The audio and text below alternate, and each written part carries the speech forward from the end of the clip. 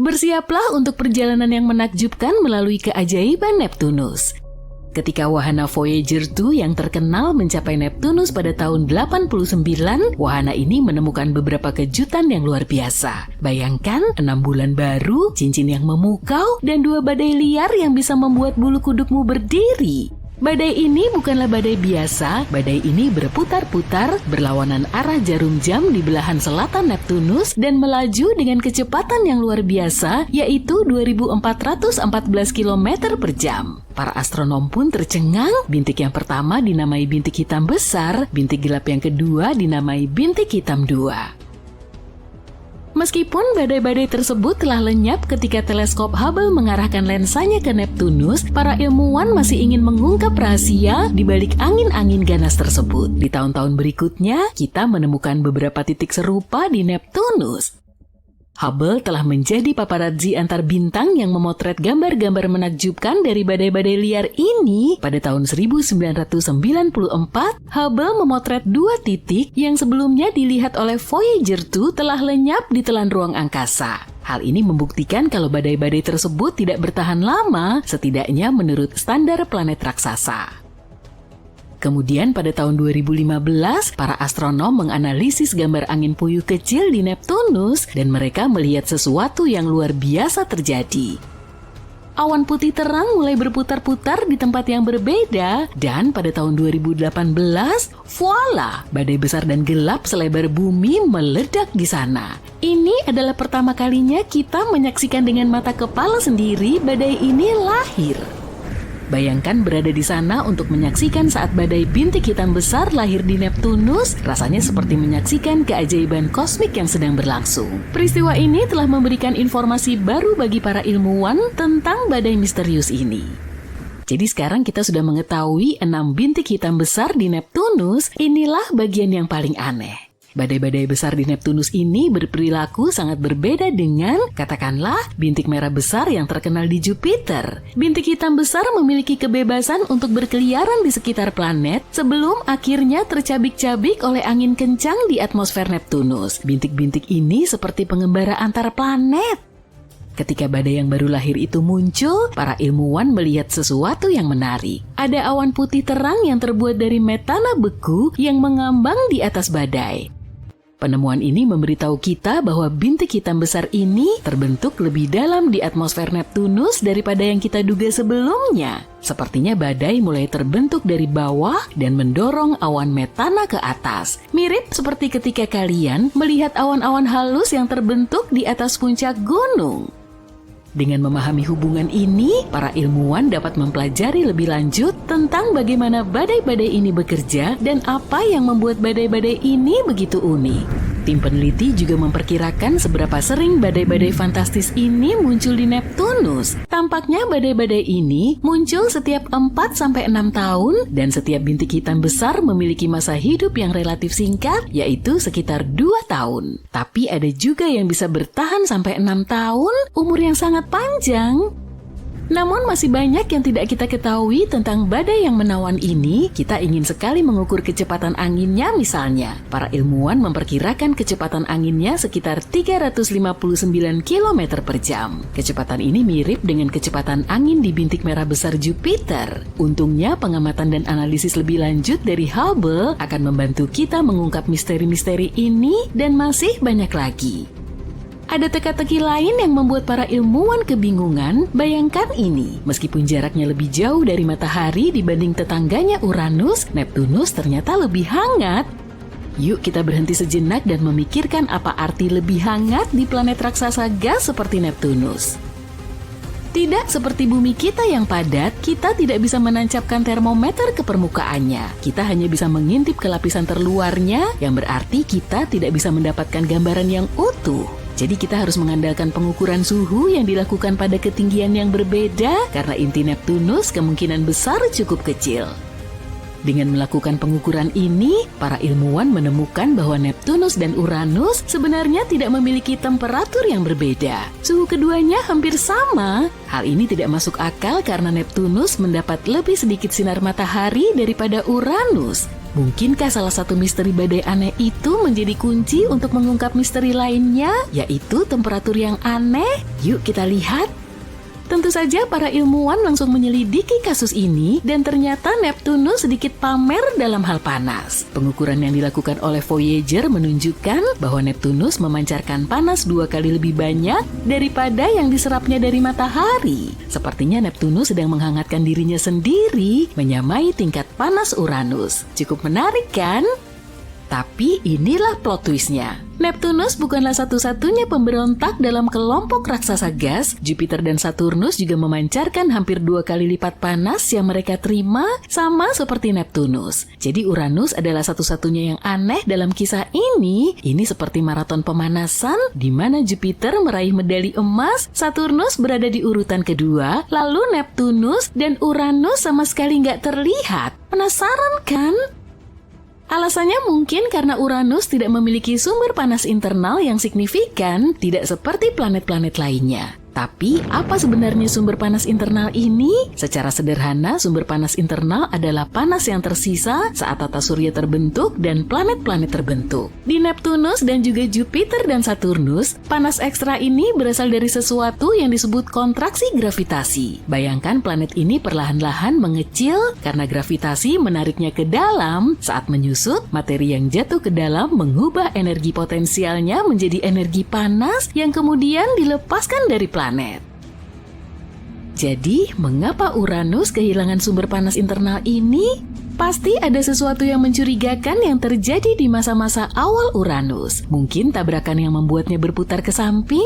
Peristiwa ini mungkin mengacaukan proses pembentukannya, sehingga Uranus tidak memiliki sumber panas internal yang signifikan. Inilah ide lain yang agak lucu. Alih-alih melepaskan panas dari interiornya secara perlahan-lahan, planet-planet beku ini mungkin saja bersendawa panas. Iya, kamu nggak salah dengar. Uranus mungkin sedang berada dalam fase tenang, sedangkan Neptunus baru saja mengeluarkan sendawa yang sangat besar. Hal ini mungkin seperti episode konveksi yang terjadi pada saat-saat tertentu, tetapi dipisahkan oleh periode waktu yang lama. Ini seperti cegukan, tapi sampai kita menyaksikan salah satu dari episode ini beraksi, kita tidak bisa memastikan apakah teori ini benar. Teori lain mengatakan semua ini bisa terjadi karena faktor usia. Jumlah panas yang dipancarkan sebuah planet sebagian besar bergantung pada usia planet tersebut dan seberapa cepat atau lambat planet tersebut melepaskan panasnya. Sebagai contoh, planet yang lebih tua cenderung lebih dingin. Ada juga teori hujan yang cukup liar. Di planet-planet raksasa gas ini mungkin terjadi hujan helium. Dan mungkin itu bisa mempengaruhi jumlah panas yang dilepaskan. Kita belum tahu pasti.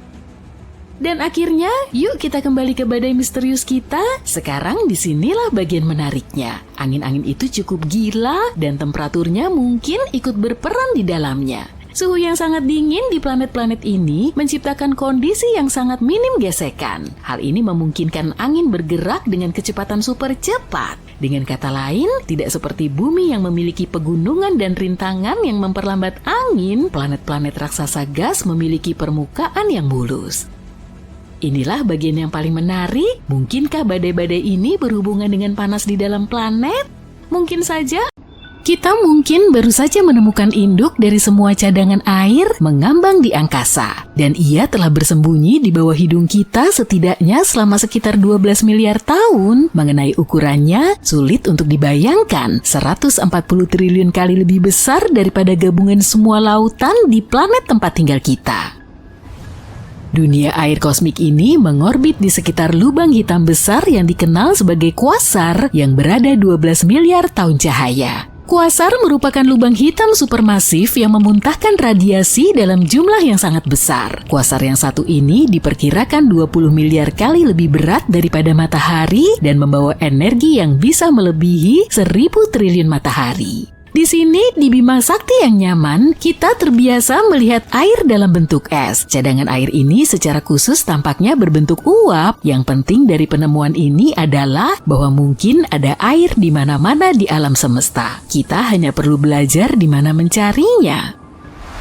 Kamu mungkin akan terkejut mengetahui bahwa tidak semua bintang itu panas saat disentuh. Dulu kita mengira semua bintang itu seperti matahari, bola api yang sangat panas dan siap melelehkan apapun yang dilewatinya. Bintang-bintang yang lebih dingin disebut katai coklat. Yang membuat katai coklat istimewa adalah ukurannya yang terlalu kecil untuk melakukan fusi nuklir yang membuat bintang-bintang seperti matahari tetap bersinar. Katai coklat tidak memancarkan banyak cahaya atau panas sehingga sulit dilihat. Katai coklat ini juga terbagi ke dalam beberapa kelompok. Ada satu kelompok yang disebut bintang tipe Y dan mereka adalah yang paling dingin dengan temperatur permukaan yang lebih rendah daripada temperatur rata-rata secangkir teh. Kalau kalian bisa menjangkau dan menyentuhnya, kalian mungkin akan merasakan kehangatan yang nyaman.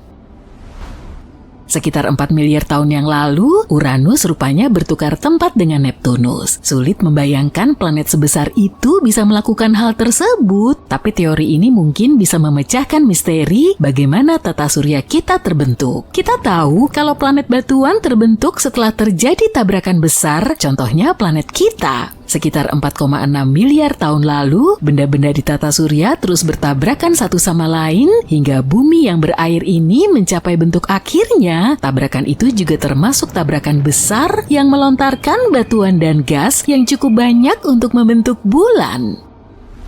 Tapi untuk tetangga tata surya kita yang lebih besar, Jupiter, Uranus, dan Neptunus, para ilmuwan masih belum mendapatkan jawabannya. Model standar mengatakan mereka butuh waktu lama untuk terbentuk, jauh lebih lama dari usia tata surya itu sendiri. Jika teori baru ini benar, maka teori ini menunjukkan Uranus dan Neptunus berasal dari awan gas padat yang dipadatkan di sekeliling matahari. Masalahnya, agar teori ini masuk akal, kedua planet ini harus bertukar tempat pada suatu masa dalam sejarah. Neptunus berjarak sekitar 2,13 miliar kilometer, planet terjauh di tata surya kita. Uranus sedikit lebih dekat, yaitu 3,5 miliar kilometer. Gagasan baru ini menunjukkan bahwa setelah planet-planet itu terbentuk, jauh lebih dekat ke matahari daripada saat ini, posisi mereka berubah. Bisa jadi hal ini disebabkan oleh banyaknya komet yang melintas selama miliaran tahun, yang secara perlahan menarik planet-planet raksasa tersebut. Ini bukan jawaban yang pasti tentang bagaimana planet gas raksasa terbentuk. Ini lebih merupakan dugaan kuat yang didukung oleh banyak angka. Berbicara tentang benda-benda aneh yang ditemukan di alam semesta kita, gimana dengan sendok mengambang yang dipotret oleh kendaraan penjelajah NASA Curiosity di Mars? Saat mesin itu menjelajahi planet merah, ia menemukan batu berbentuk sendok yang aneh ini pada musim panas tahun 2015. Batu ini memiliki pegangan dan bahkan memberikan keteduhan di tanah. Batu ini bukan peralatan sisa dari piknik di Mars, melainkan apa yang disebut oleh para ilmuwan NASA sebagai Vantifact. Artinya itu adalah batu yang terpahat oleh angin, dan ini bukan pertama kalinya permukaan Mars memukau kita dengan pahatan-pahatan aneh akibat angin. Ada juga wajah di Mars, tikus, dan bahkan donat jelly.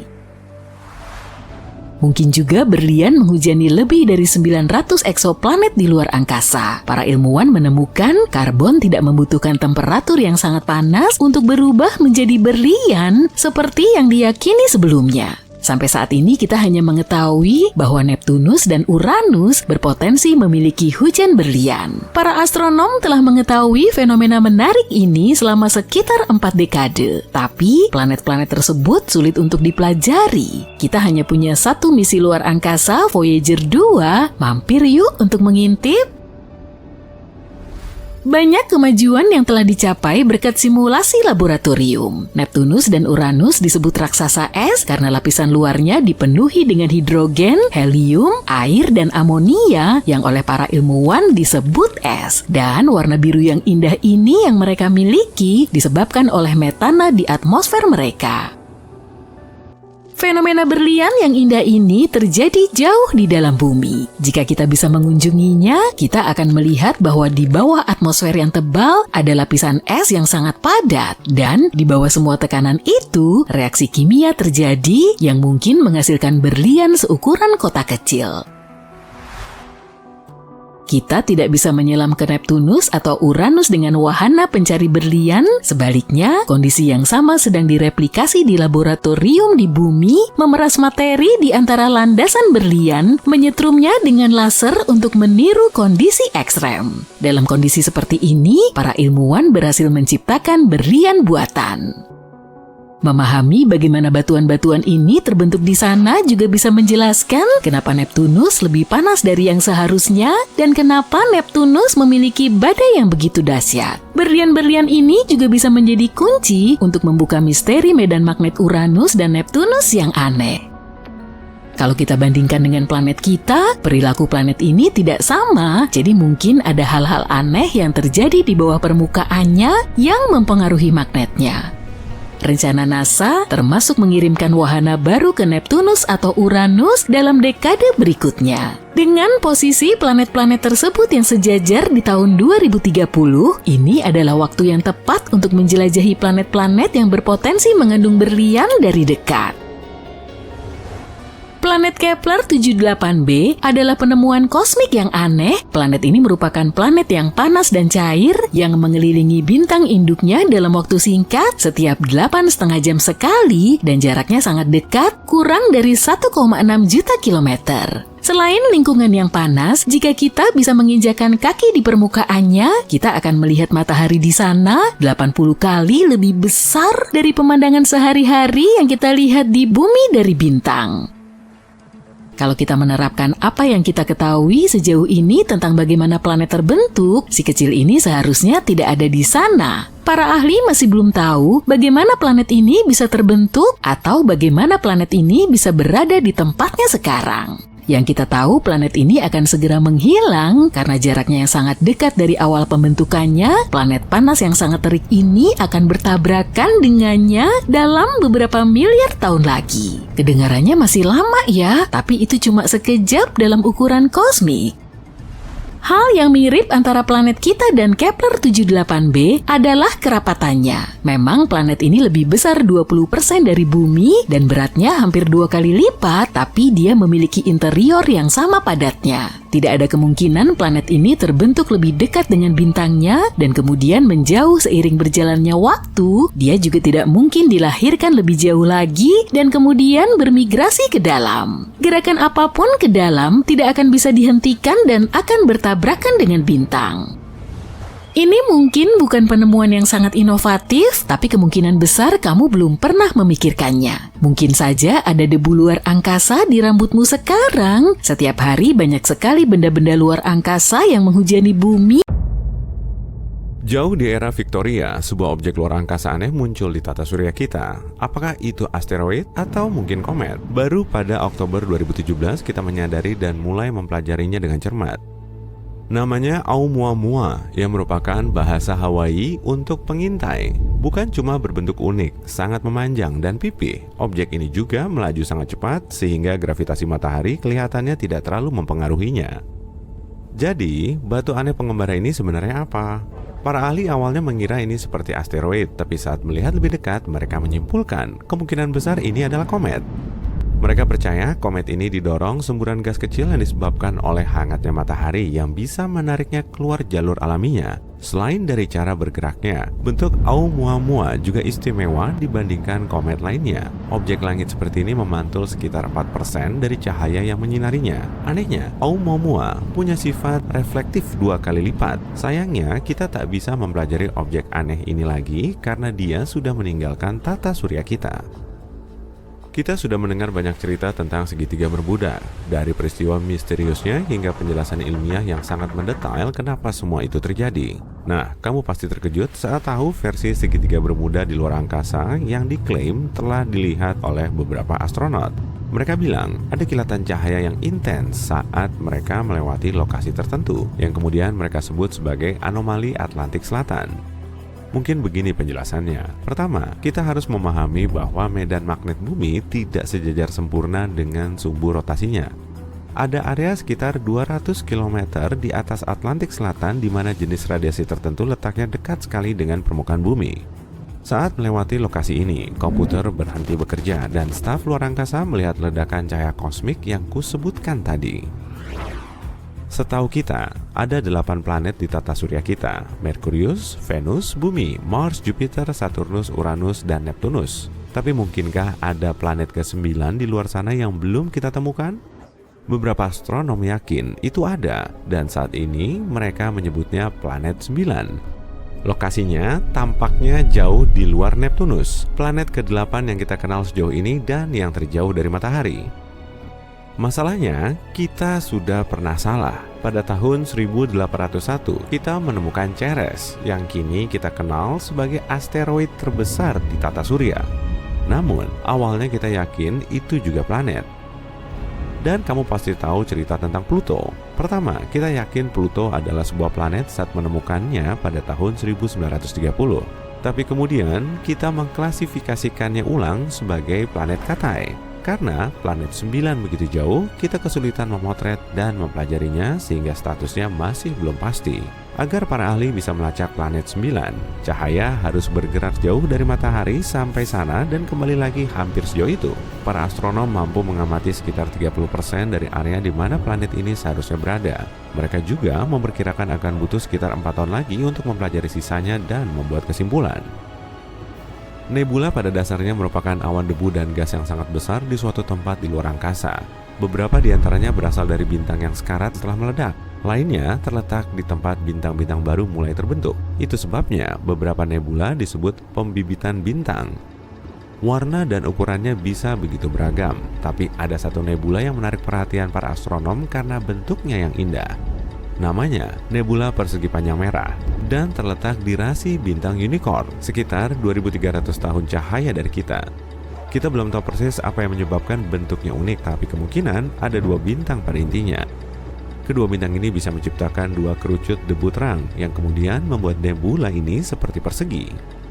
Yang lebih membingungkan dari formasi ini adalah nebula ini menampilkan sesuatu yang disebut emisi merah diperpanjang. Artinya, debunya punya cahaya kemerahan tertentu. Sulit mencari tahu apa yang menyebabkannya, tapi 2 bintang potensial di tengah itu pasti menjadi penyebabnya.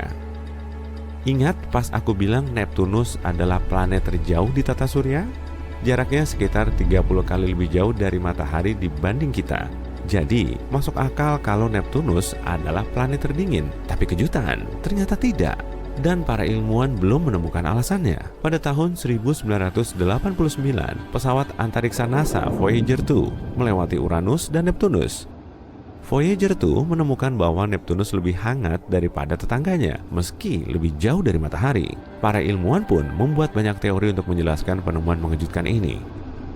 Salah satunya berkaitan dengan perbedaan gravitasi antara Uranus dan Neptunus. Warna biru Neptunus lebih intens daripada Uranus, jadi peneliti NASA meyakini ada bahan kimia tak dikenal lain di atmosfer Neptunus. Itu bisa menjelaskan suhunya yang tidak biasa. Cuacanya juga bisa menjadi penyebabnya. Neptunus ternyata memiliki angin terkuat dan badai termasif di tata surya kita. Pada tahun 1989 misalnya, Voyager 2 mendeteksi badai salju besar di Neptunus yang mereka namai bintik gelap besar.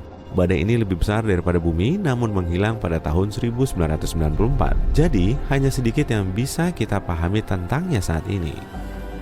Angin ekstrim ini bisa mendorong metana beku melalui atmosfer planet dan mengacaukan suhunya.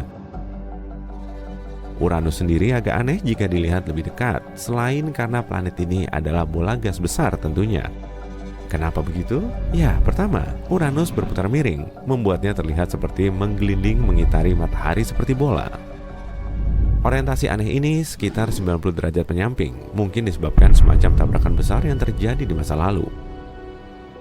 Kemiringan ini juga menjadi alasan kenapa Uranus memiliki musim paling ekstrim di tata surya. 1 tahun di Uranus sama dengan 84 tahun di bumi. Selama sekitar 1/4 periode ini, matahari bersinar lurus di atas kutub utara atau selatan Uranus. Ini bisa menjelaskan perbedaan besar antara suhu tahunan tertinggi dan terendahnya. Mari kita lihat planet-planet yang kecil sebentar yuk.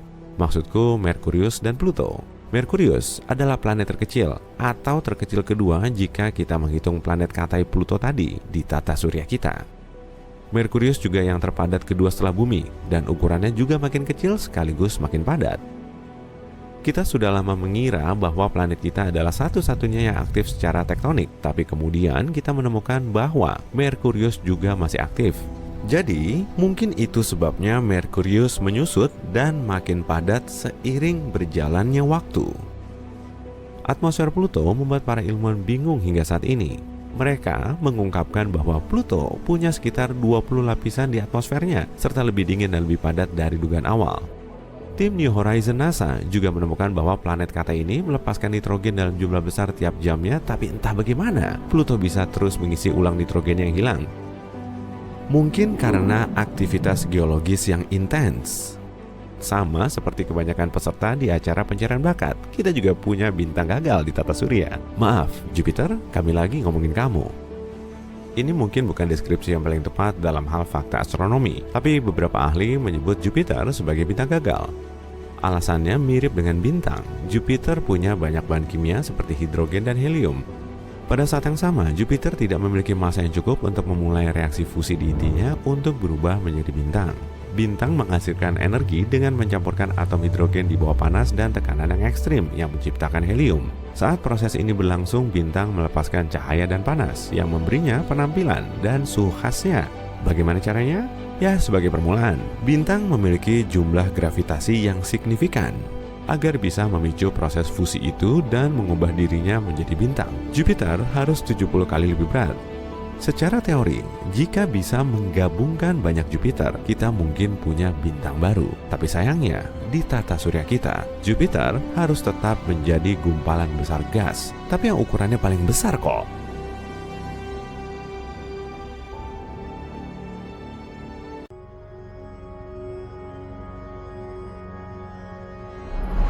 Seperti yang kita tahu, semua planet dalam tata surya kita mengorbit matahari dan menciptakan keteraturan. Tapi coba tebak, ada dua planet yang bisa saling bertabrakan dan menimbulkan bencana kosmik. Inilah Neptunus, planet terjauh dalam tata surya kita. Neptunus 17 kali lebih berat dan 4 kali lebih besar dari bumi. Jauhnya 30 unit astronomi dari matahari. 1 UA adalah jarak antara matahari dengan bumi. Jadi, jarak Neptunus ke matahari 30 kali lebih jauh daripada kita. Dan planet itu selesai mengelilingi matahari dalam 164 tahun dalam orbit yang hampir berbentuk lingkaran. Neptunus dingin, tenang, dan stabil. Tapi ada satu planet yang bisa merusak keseimbangan ini, Pluto. Pluto adalah planet kata yang tertutup oleh batuan dan es. Pluto 6 kali lebih ringan dan 3 kali lebih kecil dibanding bulan. Kami tertarik dengan orbitnya. Kalau kamu lihat peta tata surya dari atas, kamu akan melihat bentuknya bukan lingkaran, tapi elips, lingkaran yang agak pipih. Pada titik terjauhnya, Pluto berjarak 49 kali jarak bumi matahari. Ketika bergerak, Pluto mendekati bintang itu. Pada titik terdekatnya, Pluto kira-kira 29,5 UA dari matahari. Itu lebih dekat dari Neptunus. Jadi secara hipotesis, keduanya bisa bertabrakan. Mari kita lihat tabrakan ini di barisan depan. Lebih dekat lagi, please. Nah, bagus. Neptunus dan Pluto saling mendekati satu sama lain. Keduanya adalah dunia yang sangat dingin, tapi keduanya mulai berinteraksi secara gravitasi. Seperti dua magnet, ini membuat planet-planet itu menghangat dari dalam. Neptunus adalah raksasa gas. Di sana tidak terdapat permukaan padat. Jadi belum banyak perubahan di dalamnya, tapi permukaan Pluto berbatu-batu. Karena pengaruh gravitasi Neptunus, Pluto mulai retak. Pluto terus-menerus mengalami gempa. Ini menjadikannya makin panas. Ketika hampir menyentuh raksasa gas itu, Pluto mulai hancur dari dalam. Di samping itu, atmosfer Neptunus sangat padat. Maka planet Katai itu mulai menyala karena gesekan dengan gas-gas di atmosfer bagian atasnya. Suhu Pluto sekarang sangat panas di satu sisi dan sangat dingin di sisi yang lain. Ini menyebabkan deformasi parah dan planet Katai itu mulai hancur. Setengah dari pecahan planet Katai itu tetap berada dalam orbit Neptunus. Keduanya akan saling bertabrakan sampai menjadi debu dan membentuk cincin baru bagi planet besar itu. Pecahan yang lain akan terbakar dalam atmosfer Neptunus, dan batuan terbesar yang tersisa dari Pluto akan jatuh menembus Neptunus sampai benar-benar terbakar menjadi debu. Neptunus benar-benar menelan Pluto dan orbitnya tanpa perubahan apapun. Semua itu karena raksasa gas itu 20 kali lebih besar dan jauh lebih berat dari planet Katai itu. Jadi, tabrakan ini tidak membahayakan Neptunus. Tapi ini tidak bisa terjadi sejak awal, sebab orbit kedua planet itu tidak benar-benar bersilangan. Yuk kita lihat peta tata surya lagi, bukan dari atas, tapi dari samping. Kesembilan planet berada dalam garis horizontal dari matahari. Jarak masing-masingnya besar dan orbitnya tidak bersilangan. Inilah orbit Pluto. Bisa kamu lihat, orbit ini relatif miring dibanding orbit semua planet. Orbitnya mulai dari bagian atas, lalu turun ke bawah orbit planet-planet, lalu kembali. Jadi Pluto tidak pernah bisa bertabrakan dengan Neptunus. Tapi tabrakan planet sudah pernah terjadi dalam tata surya kita, dan berkat tabrakan ini, kehidupan muncul di bumi. Mari kembali ke masa 4,5 miliar tahun lalu. Bola lava panas ini adalah bumi. Bola ini baru terbentuk dari awan debu dan mulai menjadi dingin. Tapi kemudian, planet kelana seukuran Mars muncul di cakrawala. Namanya Theia. Tidak bisa dihindari, planet ini mendekati planet kita. Tabrakan dengan Theia ini terjadi pada sudut yang sempurna. Kalau Theia langsung menghantam kita, kedua planet pasti sudah hancur berkeping-keping. Tapi Theia menghantam kita pada garis singgung. Planet ini melontarkan sebagian materi dari bumi muda dan hancur berkeping-keping. Theia tidak bisa melanjutkan perjalanan sebab bumi memerangkapnya dalam gravitasinya. Sebagian besar dari planet ini tetap dalam orbit kita. Pecahan yang lebih kecil saling bertabrakan, jatuh ke bumi, dan bergabung dengan Theia yang tersisa. Debu mengendap, dan kita bisa melihat gambaran yang sudah kita kenal, bumi dan bulan. Ini adalah teori utama bagaimana bulan bisa dekat dengan kita. Para ilmuwan bilang, tabrakan inilah yang menyebabkan munculnya kehidupan di bumi. Theia membawa banyak es yang berubah menjadi air di planet kita. Bulan baru itu menstabilkan rotasi bumi dan kondisi di bumi menjadi sempurna untuk munculnya kehidupan. Ada tabrakan lain yang bisa menimbulkan gelombang ledakan yang akan menyebar sejauh ribuan tahun cahaya, yaitu tabrakan bintang. Ini biasanya terjadi dalam sistem biner dengan sebuah katai putih dan bintang biasa seperti matahari kita. Katai putih adalah sisa bintang yang telah padam. Ketika makin mendekat, keduanya mulai saling mengitari dalam bentuk tarian spiral. Katai putih menarik turun lapisan atas bintang yang lebih besar itu. Plasma panas dan debu bintang ini membentuk piringan bercahaya. Kedua bintang makin mendekat. Ketika akhirnya bergabung, peristiwa ini menimbulkan reaksi berantai dalam inti bintang yang panas itu. Massa materi terlalu keras menekan inti bintang. Ini menyebabkan bagian dalam dari kedua bintang itu makin memanas, lalu mengembang, membentuk supernova. Ini adalah salah satu kejadian paling terang di alam semesta. Cahaya ledakan itu bisa dilihat dari jarak ratusan tahun cahaya. Pemandangan spektakuler lain adalah tabrakan bintang dengan lubang hitam. Lubang hitam adalah objek terberat di alam semesta, dan gravitasinya luar biasa kuat. Jadi ketika sebuah bintang dan lubang hitam mendekat, lubang hitam mulai memakan materi ringan dari bintang itu. Plasma panas yang seperti spaghetti menuju jantung kehampaan hitam itu. Bagi seorang pengamat, plasma ini sepertinya menetap di ujung lubang hitam. Bagian ini disebut horizon peristiwa. Masalahnya, waktu jauh lebih lambat di dekat objek seberat itu. Jadi kita mengira materi itu menetap di horizon peristiwa, tapi sebenarnya sudah lama memasuki jantung lubang hitam. Saat semakin mendekat, lubang hitam benar-benar mulai mengoyak bintang itu dan menelannya bulat-bulat.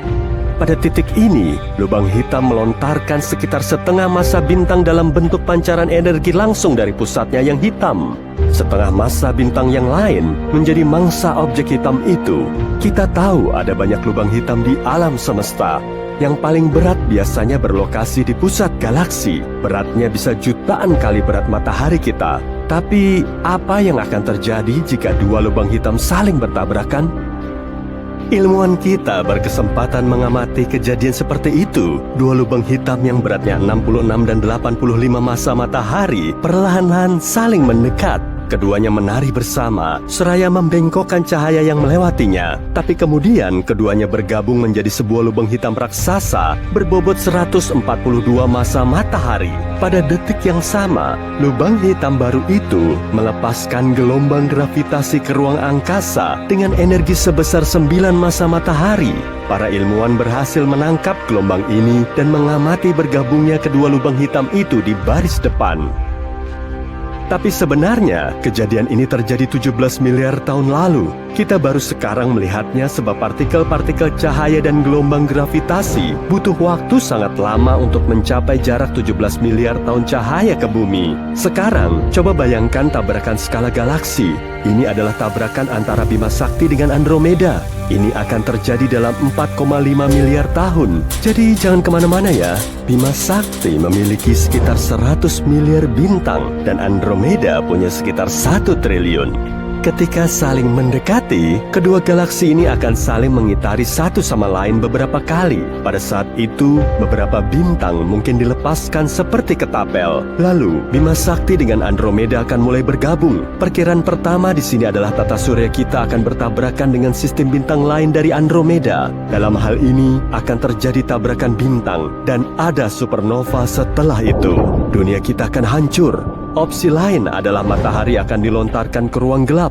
Dalam hal ini, kita mungkin tidak akan melihat perbedaannya. Yang kita lihat di bumi cuma langit. Akhirnya liburan yang ditunggu-tunggu. Kali ini kamu akan melihat sesuatu yang baru, yaitu samudera di salah satu bulan Uranus. Oke, bercanda. Destinasi ini memang bukan tempat liburan, tapi ya pasti ada beberapa samudera yang mengesankan di luar sana. Hei, jangan bilang kalau kamu berpikir lautan hanya bisa ditemukan di bumi. Tapi sebelum menyelami lautan di bulan-bulan Uranus, mari kita bahas dulu tentang Uranus itu sendiri, planet ke-7 dari matahari dan yang terkeren di tata surya. Planet ini memiliki 27 bulan dan 4 diantaranya mungkin secara teknis punya lautan. Jumlah itu lebih banyak dari teman yang dimiliki kebanyakan orang. Semua bulan ini seperti miniaturnya Uranus, miring pada sudut yang sama dengan planet induknya, tepatnya 98 derajat. Dan Uranus sangat unik karena mengorbit matahari dengan posisi miring. Itu berarti khatulistiwanya hampir berada pada sudut yang tepat dengan orbitnya. Berani juga dia. Tapi kenapa ya Uranus bisa seperti itu? Menurut sebagian astronom, hal ini terjadi karena planet ini terlempar ke samping akibat tabrakan dengan planet lain. Tabrakan itu mungkin yang menyebabkan terbentuknya bulan-bulan Uranus. Fakta menarik, bulan-bulan tersebut memiliki nama-nama yang cukup unik. Alih-alih tokoh-tokoh mitos, sebagian besarnya dinamai berdasarkan nama tokoh-tokoh Shakespeare. Ya, siapa yang butuh Zeus kalau ada Juliet dan Desdemona? Menemukan bulan-bulan ini tidaklah mudah. Bulan-bulan ini sangat gelap dan terletak miliaran kilometer jauhnya dari matahari.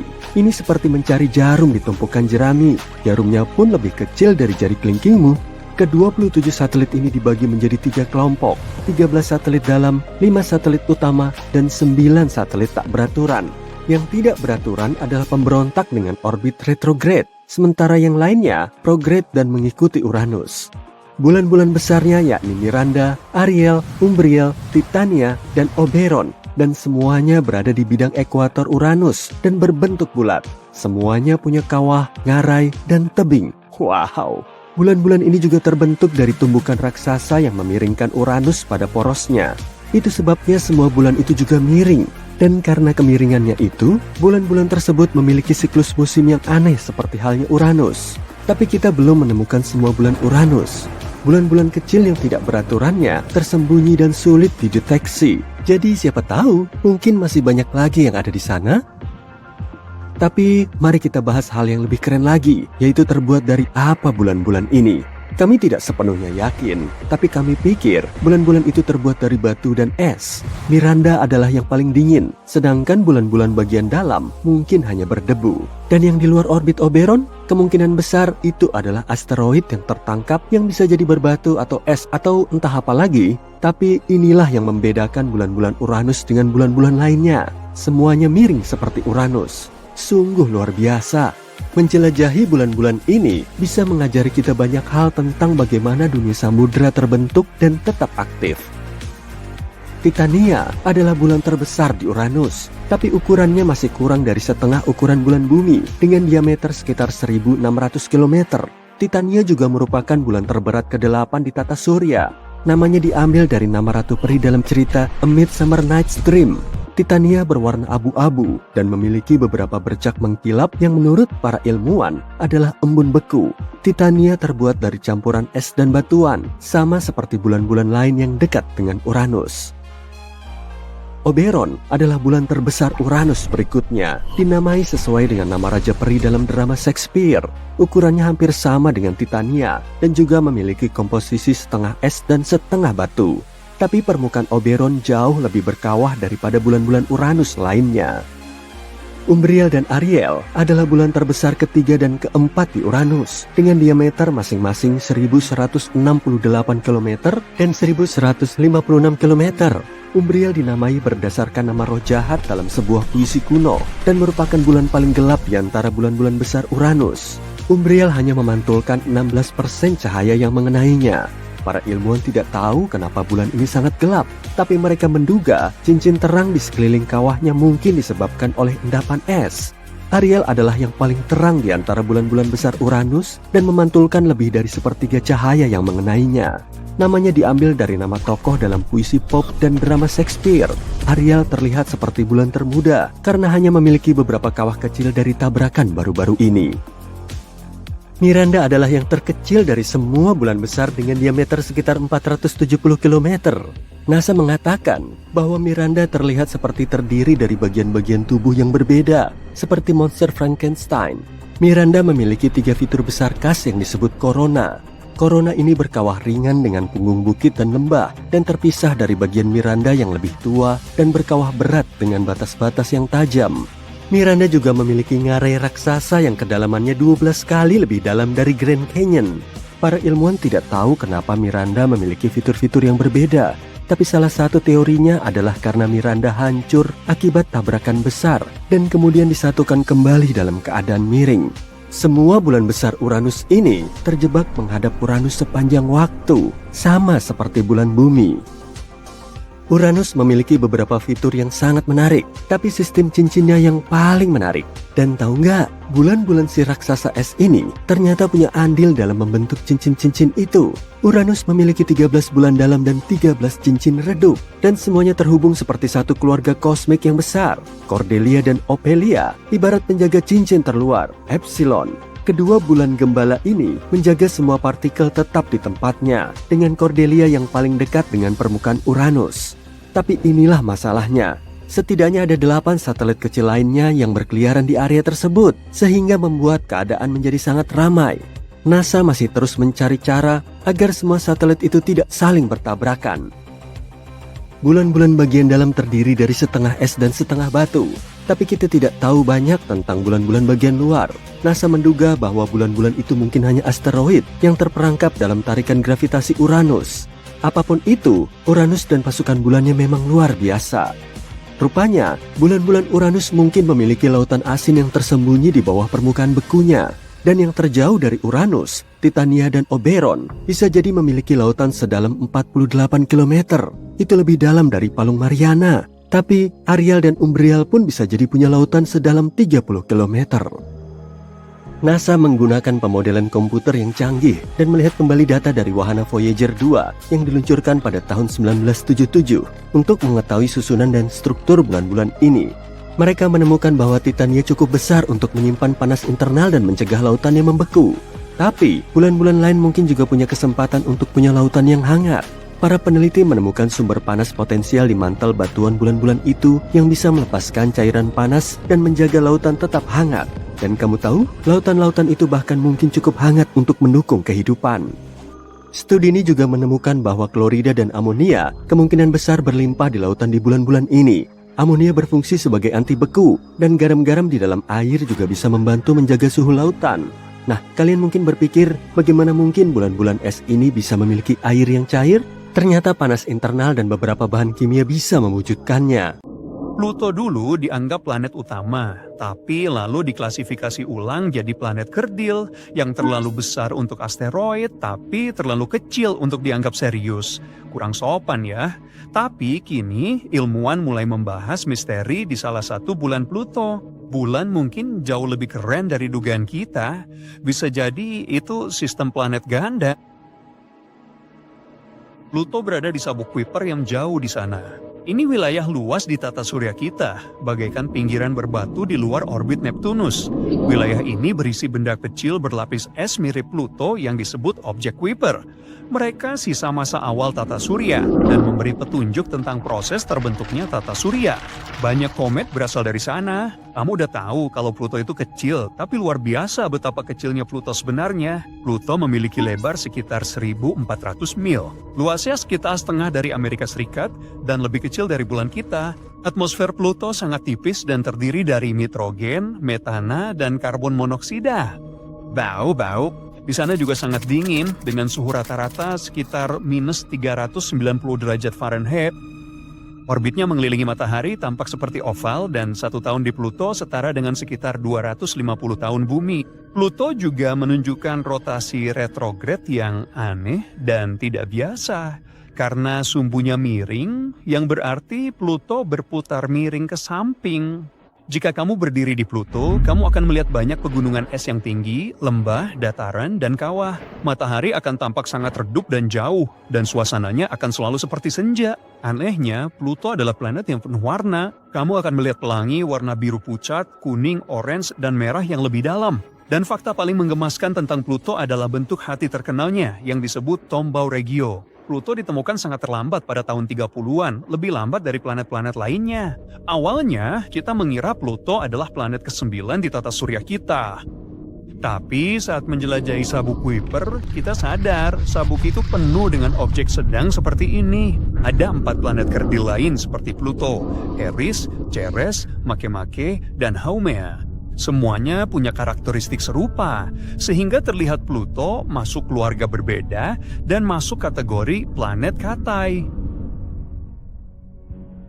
Ada beberapa perbedaan antara kedua kategori ini. Perbedaan pertama yang jelas adalah ukuran dan massa. Planet utama jauh lebih besar dan lebih masif. Planet utama juga harus berbentuk bulat, sedangkan planet Katai mungkin tidak berbentuk bulat sempurna dan bisa memiliki bentuk aneh seperti Haumea yang berbentuk telur misalnya. Dan sama seperti planet biasa, planet Katai juga mengorbit matahari, tapi orbitnya tidak jelas. Orbitnya penuh dengan puing-puing dan benda-benda acak. Itulah satu-satunya perbedaan antara keduanya. Seperti yang bisa kamu bayangkan, pengklasifikasian ulang ini memicu kontroversi besar. Orang-orang bahkan menciptakan istilah baru, Plutot, yang artinya diturunan statusnya. Tapi meskipun mungkin terasa sedih karena Pluto bukan lagi planet utama, kita bisa melihatnya sebagai kisah tentang menemukan keluarga sejati. Dan akhirnya, jika kamu berdiri di Pluto, kamu akan melihat 5 bulannya. Styx, Nix, Kerberos, Hydra, dan yang paling misterius, Charon, yang juga bisa diucapkan Charon. Jadi kamu bisa mengucapkannya sesuka hati. Aku sendiri akan memilih mengucapkannya Charon. Nah, Charon adalah bulan terbesar Pluto. Charon ditemukan pada tahun 70-an berkat wahana antariksa NASA yang bernama New Horizons. Wahana itu memotret bulan dengan noda besar merah coklat unik di permukaannya. Itu ngarai luas, bahkan lebih besar dari Grand Canyon.